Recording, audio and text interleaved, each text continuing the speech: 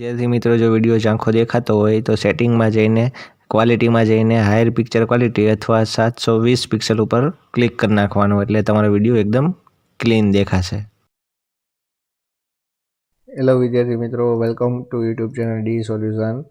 आज आपणे बात करवानी छे धोरण 8 नी संस्कृत आइडियल स्वाध्याय पोथीमां सत्र 1 नो 8मो पार्ट छे मम दिनचर्या। जे आपणे જોવાનો છે। વિડીયો ગમે તો લાઈક કરજો, શેર કરજો, કોમેન્ટ કરજો અને ખાસ તો તમારા બીજા મિત્રો હોય એને જરૂરથી જરૂર વિડીયો આપણો શેર કરજો, જેથી કરીને ગામડાના છેવાડાના વિદ્યાર્થીઓ સુધી આપણો વિડીયો પહોંચી શકે અને એ પણ વિદ્યાર્થીઓ આપણા વિડીયો જોઈને ભણી શકે। અને વધારે વિડીયો જોવા હોય તો પ્લેલિસ્ટમાં જઈને પણ તમે નોખા નોખા વિષયના અને નોખા નોખા ધોરણના વિડીયો મૂકેલા છે, તો ત્યાંથી પણ તમે જોઈ શકશો। ચાલો તો હવે આપણે પાઠની શરૂઆત કરીએ। ચાલો, એમાં પહેલો પ્રશ્ન આવે છે, નીચે આપેલા સમયને સંસ્કૃત શબ્દમાં અને અંકમાં લખો। ચાલો, 4 વાગ્યા છે તો એને શબ્દમાં લખાય ચતુર્વાદનમ અને અંકમાં આવી રીતે લખાય। પછી 3:30 છે તો એને કહેવાય સાર્ધ ત્રિવાદનમ અને એને સંસ્કૃત અંકમાં આમ લખાય। પછી 7:15 છે તો એને સંસ્કૃત શબ્દમાં સપાદ સપ્તવાદનમ અને અંકમાં આમ લખાય। પછી 8:45 એટલે કે 8:45 વાગ્યા હોય તો શબ્દમાં લખાય પાદોન નવવાદનમ અને અંકમાં આમ લખાય। પછી 11:10 થઈ હોય તો દશાધિક એકાદશ વાદનમ। પછી 7:55 થઈ તો કે પંચોન અષ્ટવાદનમ। પછી 2:05 થઈ હોય તો કે પંચાધિક દ્વિવાદનમ। પછી આગળ આવે છે બીજો પ્રશ્ન, ઘડિયાળમાં કયો સમય દર્શાવ્યો છે। ઉદાહરણ તરીકે ઘડિયાળમાં નાનો કાંટો 4 ઉપર છે, મોટો કાંટો 12 ઉપર છે, એટલે અંકમાં લખાય 4 વાગ્યા અને શબ્દમાં લખાય ચતુર્વાદન। ચલો, અહીંયા 5:15 થયા છે તો અંકમાં લખાય 5:15 અને શબ્દમાં લખાય સપાદ પંચવાદનમ।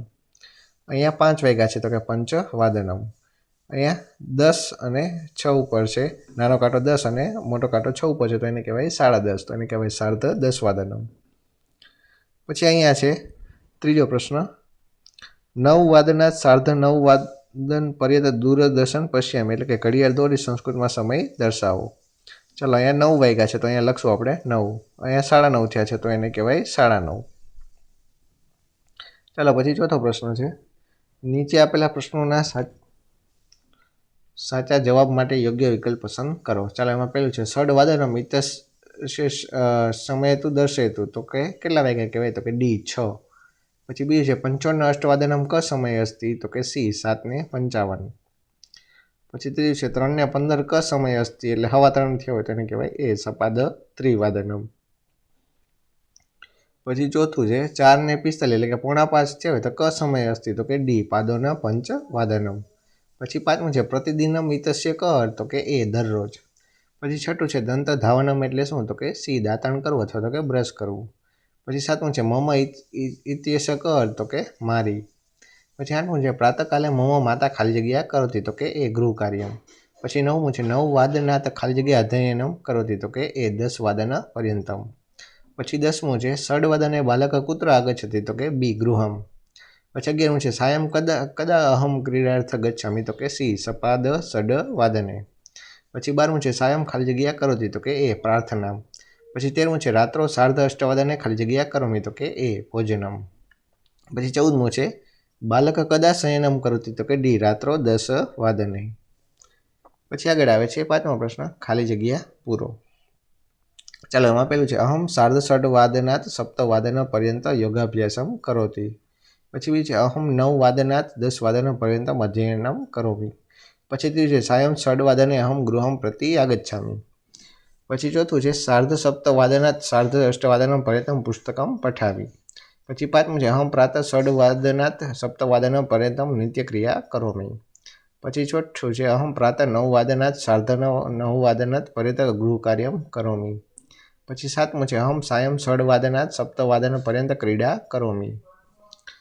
પછી આગળ આવે છે છઠ્ઠું, નીચે આપેલા વિધાનો ખરા છે કે ખોટા તેની નિશાની કરીને જણાવો। પહેલું છે યોગાસનમ પૂર્વે દુગ્ધ અલ્પાહારમ ચ કરોમિ, તો જવાબ આવશે ખોટું। પછી બીજું છે વિદ્યાલયમ ગણિત માતૃભાષામ ચ પઠામિ, તો જવાબ આવશે ખોટું। પછી ત્રીજું છે સાર્ધ અષ્ટવાદને ભોજનમ કરોમિ, તો જવાબ આવશે સાચું। ચાલો, પછી આગળ આવે છે સાતમો પ્રશ્ન, નીચે આપેલા પ્રશ્નોના સંસ્કૃતમાં ઉત્તર આપો। એમાં પહેલું છે ભવાના કદા ઉત્તિષ્ઠતિ, તો કે હમ ષડવાદને ઉત્તિષ્ઠામિ। પછી બીજું છે ભવાન કતિ વાદને ગૃહ કાર્યમ કરોતી, તો કે અહમ પ્રભાતે 9 વાદનમ 10 વાદન પર્યંત ગૃહ કાર્ય કરોમી. પછી ત્રીજું છે હું 11:30 વાગે ભોજન કરું છું, સંસ્કૃતમાં લખો, તો કે અહમ 11:30 વાદને ભોજનમ કરોમી.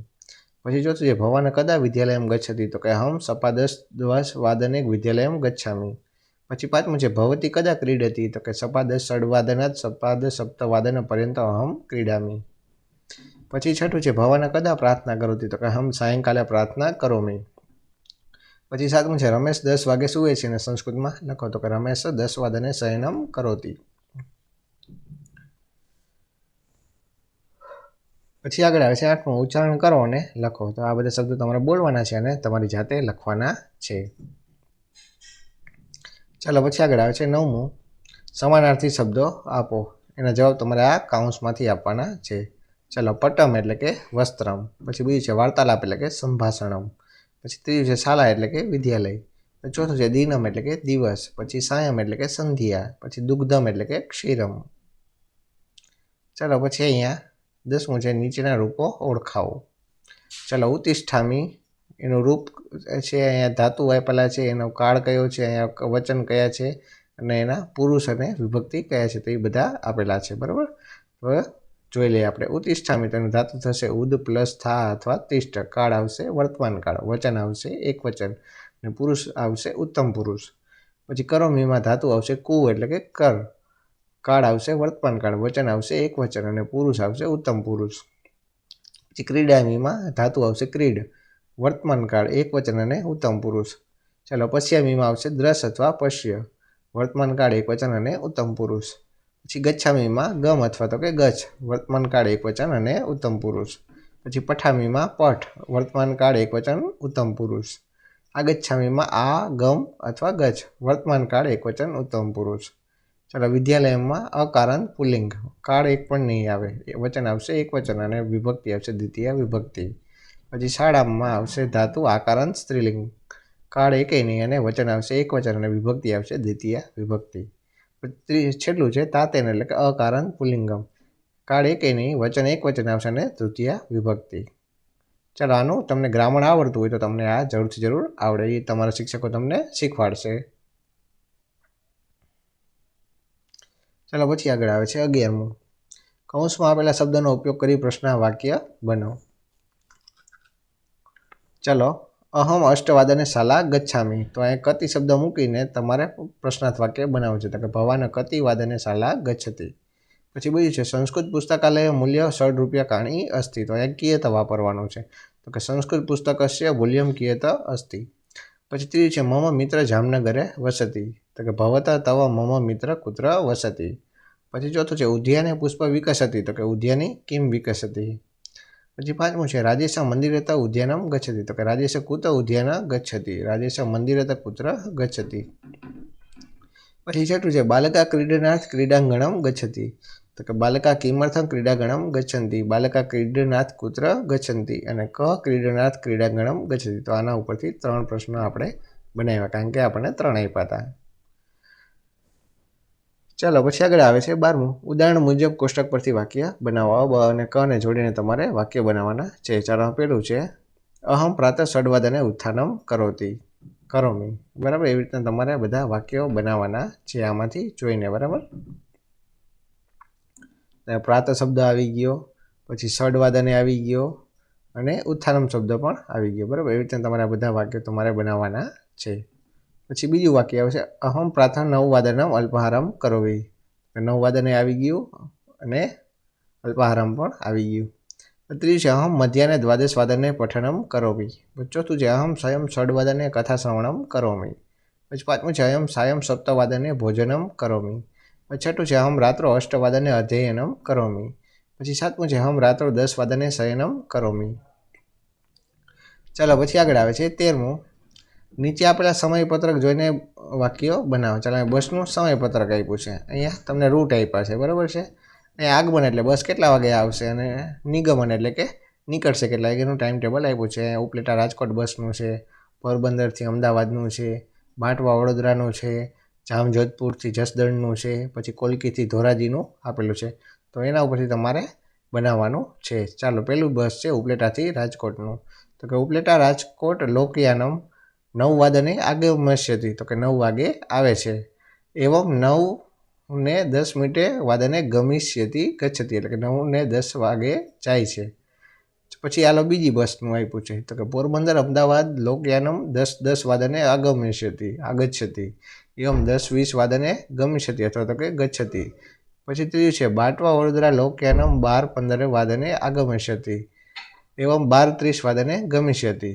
પછી ચોથું છે જામજોધપુર જસદણ લોકયાનમ 15:05, એટલે કે 15 ક્યારે વાગે, તો કે 3:15 વાગે અને 3:05 વાદને આગમસ્યતિ એવમ 15:10, એટલે કે 3:10 વાદને ગમિષ્યતિ.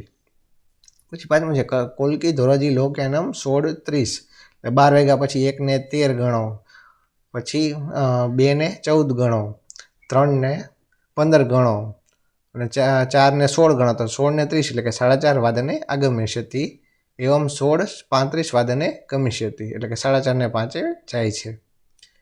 ચાલો પછી આગળ આવે છે 14મું, ચિત્ર જોઈને સંસ્કૃત સમય નોંધીને લખો.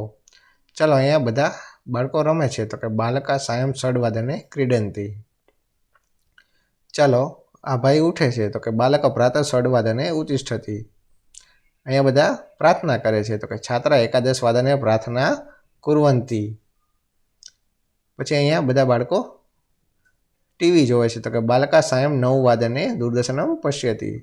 પછી અહીંયા બધા સ્કૂલે જાય છે, તો કે છાત્રા પ્રાતઃ 10:30 વાદને વિદ્યાલયમ ગચ્છન્તિ. ચાલો પછી આગળ આવે છે 15મો પ્રશ્ન. તમારા દિનચર્યાની સમય સાથેના કોઈ પણ 5 સંસ્કૃત વાક્યો બનાવો. તમે જે દિવસમાં રોજ કરતા હોય એના કોઈ પણ 5 વાક્યો તમે બનાવી શકો છો.